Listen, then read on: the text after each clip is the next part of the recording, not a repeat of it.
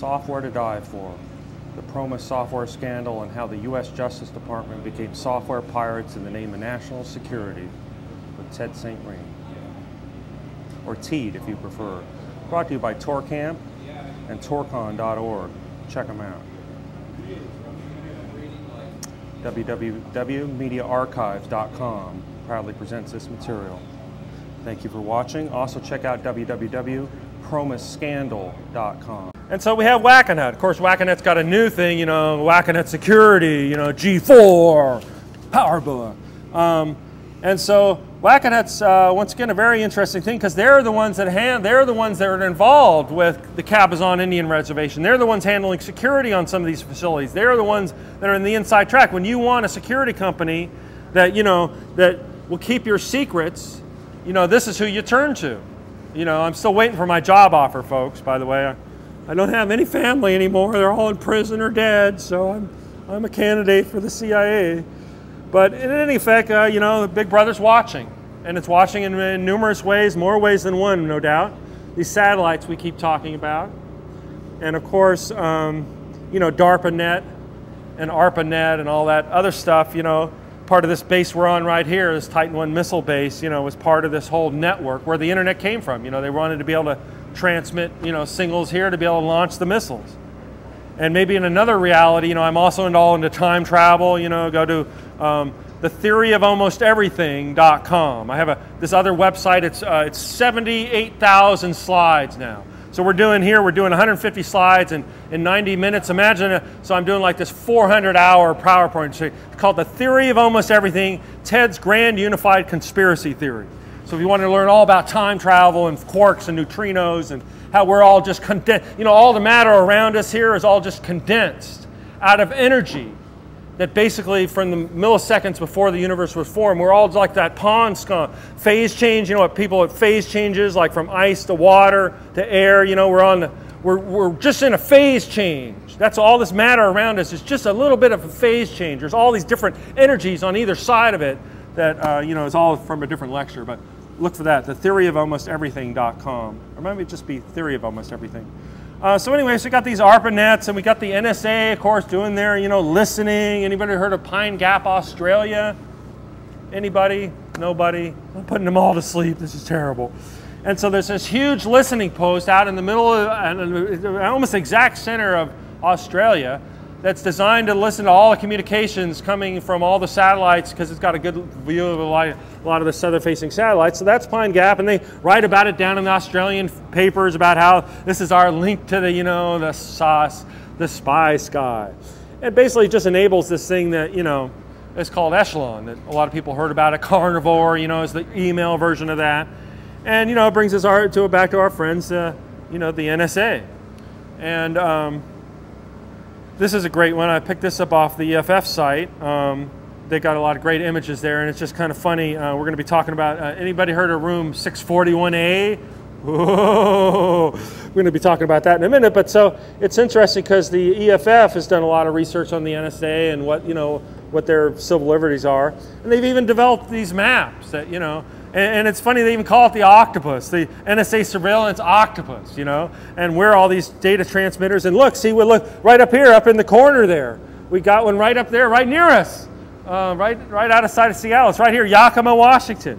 And so, I couldn't help but just turn the octopus the other way, because that's what it is. It's the NSA octopus, and they basically, they got us, they got all our data, they got all our stuff.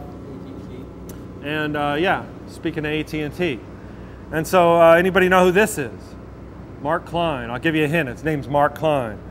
And so once again, he used to be up, at AT&T and that switching center up in the San Francisco Bay Area that broke the story.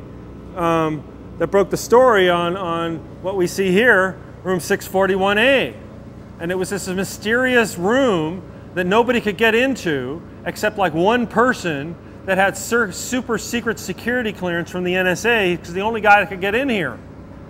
And it turned out it was this guy. Mark Klein was the guy who was coming in later to do the maintenance on the system and whatever, and he kept hearing this reference to this room 641A, and I got the name of the processor. There's a certain processor that's in there, like SP3 or something like that. And he kept hearing about all these references. What's this? I need to get in here. What's in here? And so he started investigating, and he turned out to be his own investigative reporter. And so the 641A, nobody knew what was in there. They thought it was like mission control, you know, like the control dome. And so, but it was probably just a bunch of hackers in there, you know. But basically what happened is that he had come across some of these documents at the AT&T facility, and somehow or another he had leaked them out or snuck them out or whatever. And he got it basically, here it is, the SG3 LGX. Yeah, imagine having that in your basement. And so, and actually here's another better shot of it in color that the EFF had created for us. Thank you, EFF. And so basically it does exactly what Promis wanted to do, you know, 30 years ago, but now, you know, they got a box to do it and just pipes right into the, you know, all your communications go right through this box. Any email you send probably gets sent through this 641A, this SG3.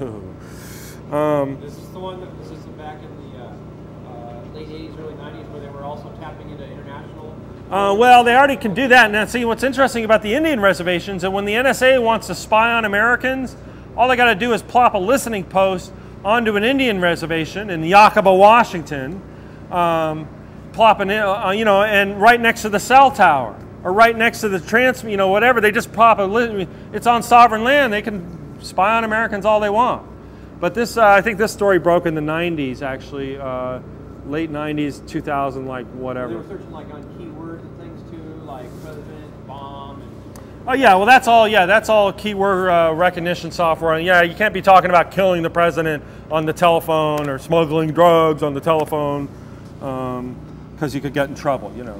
But you know, this is what Promis was great at, and this is why, you know, we're all here today, and it gives us something to do. You know, what would we do otherwise? You know, we'd just sit around and cruise MySpace.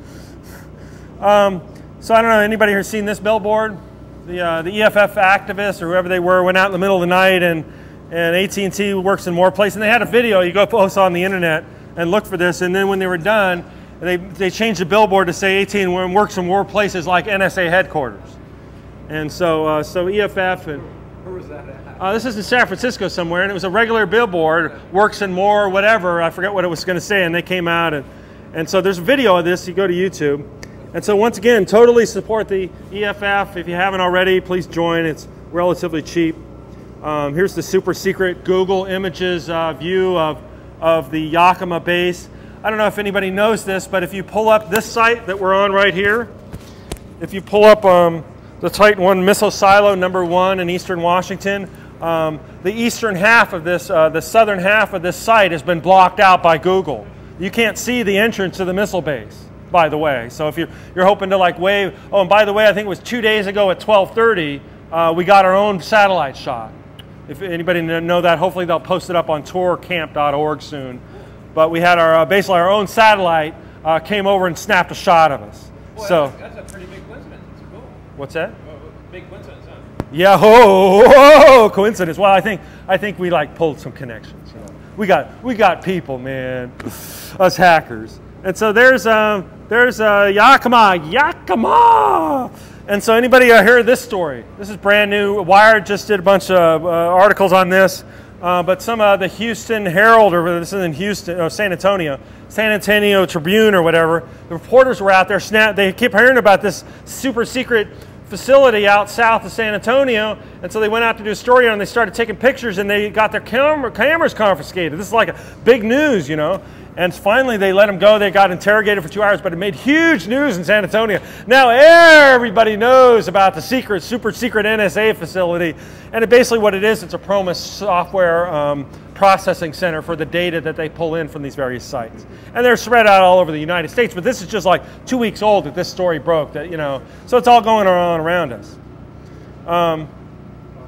So once again, we got these fusion centers, these NSA fusion centers, where they basically pull in all this data that they're collecting from, you know, these different ports. They probably have these room 641As all over the place, and they're pulling all the data in, and they're sending it worldwide to the master, you know, echelon, you know, computer, you know, the beast it's called, the what it used to be called, the battle engagement area system tracker, the beast.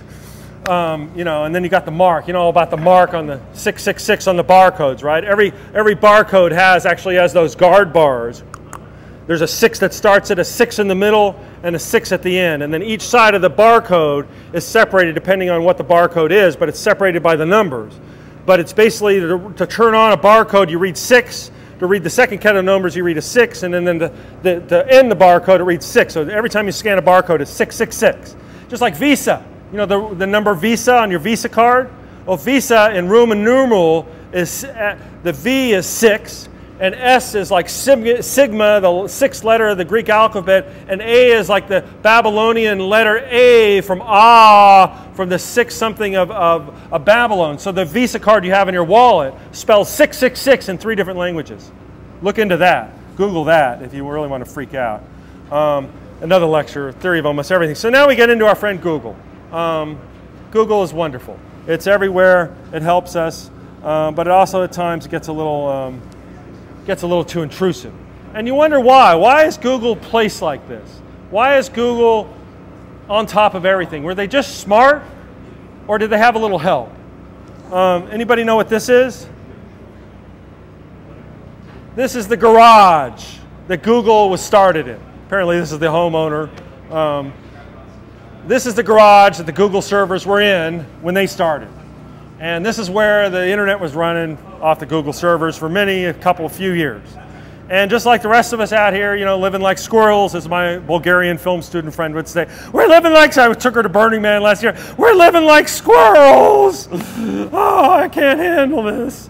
So anyway, the Google Garage, what's interesting about Google is that they were running on hard times. And as the conspiracy theory goes, you just Google this, you know, if you want, but search for it on Google. You know, they were given a $50,000 front money from the CIA. You know, when they needed some money, and they sold out basically, and they took this money supposedly, allegedly, whatever term I need to put in there, and they basically from that point on they became a front company for CIA. And whenever time they needed money, they just called up their handler and, hey, we need another 50 grand. And, oh, no problem. Here you go. Let's take over the world. And in the process, you can have a few $1 billion. So this is where it all started, the Google Garage. Ain't it great? Love technology, just like Apple Computer. And so anybody know who this is? Speaking of the Hope, the nexthope.org. Robert Steele, ex-CIA. He lectures every other year at the Last Hope, the Next Hope. The Final Hope,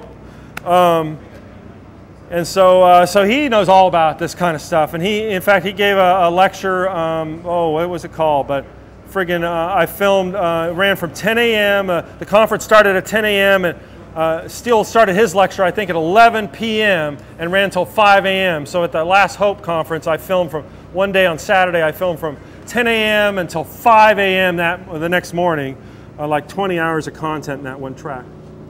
5 minutes? Oh, wow. We got to hurry. Okay, so we got this octopus, and basically it's controlling all the money and controlling all the good stuff. And we got Danny Casolaro, who basically helped break the whole story. Interesting story as it is. Of course, it ties into a lot of things. And oh, damn, how did that get in there? But anyway, so there's all, you know, other sorts of conspiracies and other stories that, you know, you could get into. You just have to, you know, pull up Google Video or something. And so, God rest his soul, Danny Casolaro. Here's one of the flags somebody made for him. Investigative reporter, 1947 and 1991. Once again, I want to dedicate this presentation to him. He's really been an inspiration in my life, and his perseverance and how he basically was able to research this kind of stuff. Of course, we never know what the CIA is up to these days. You know, they're just busy there, you know, sweeping up, you know, after the aftermath of all the different stuff. And you know, I think we're going to leave it there. The next slide, there was one guy I couldn't talk about. I couldn't even mention his name. His slide's coming up next, but I'm not even going to show his thing because he's threatened to sue for slander over mentioning his name, that he was associated with Promis. But his initials are EB, and if you find him, you'll know who I'm talking about. He was all involved with the cabazons and everything. So I guess we're going to wrap it because we're almost out of tape. And so look for this on my website, hackerdvds.com, and also promisscandal.com, and I guess that will be it. Thank you.